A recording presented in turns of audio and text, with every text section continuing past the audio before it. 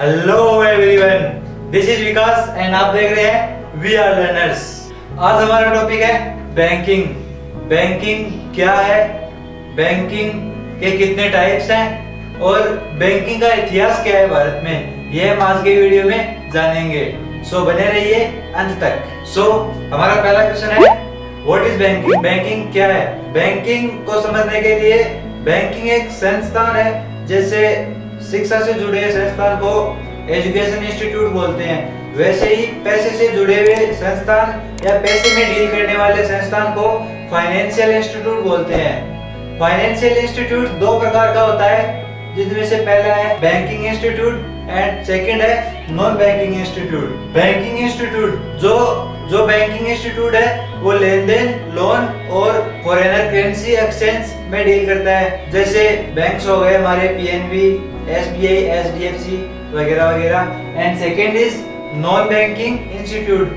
Non banking institute जो सिर्फ loan और इंश्योरेंस के लिए काम करते हैं, वो हो गए नॉन बैंकिंग इंस्टीट्यूट, जिनका एग्जांपल है Tata finance, Shriram finance, Bajaj finance वगैरह वगैरह। सो अब चलते हैं बैंकिंग के इतिहास में। बैंकिंग की खोज इटली में हेनरी थॉमसन के द्वारा की गई थी। इटली से ही बैंकिंग का प्रारूप शुरू हुआ था।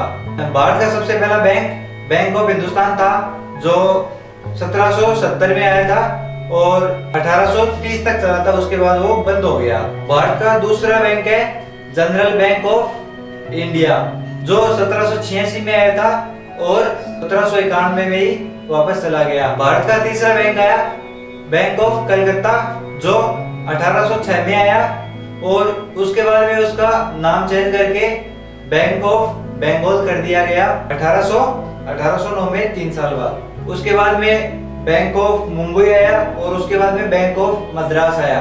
उसके बाद आगे चलकर इन तीनों बैंकों को, bank of Bengal, bank of Mumbai और बैंक ऑफ मद्रास को, तीनों को मिलाकर एक बैंक बना दिया गया। उस बैंक का नाम था प्रेसिडेंसी बैंक। उसके बाद कुछ बैंक भारत में और है, जो इलाहाबाद बैंक है, पीएनबी बैंक है, उसके बाद बैंक ऑफ इंडिया है, उसके बाद केनरा बैंक है और उसके बाद बैंक ऑफ बड़ौदा है। 1935 से पहले हमारे देश में कोई भी सेंट्रल बैंक नहीं था।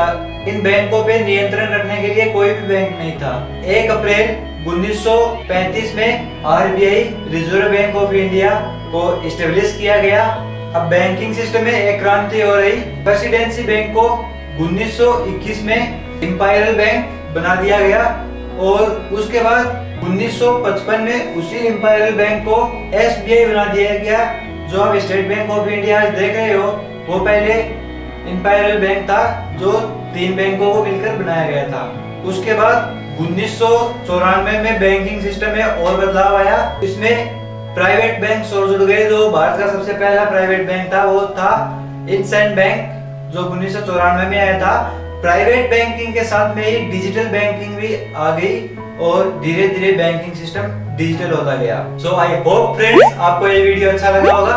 वीडियो अच्छा लगा है तो चैनल को सब्सक्राइब करें, वीडियो को लाइक करें और इस वीडियो को अपने फैमिली मेंबर्स और फ्रेंड्स के साथ में शेयर करें। Thanks for watching this video.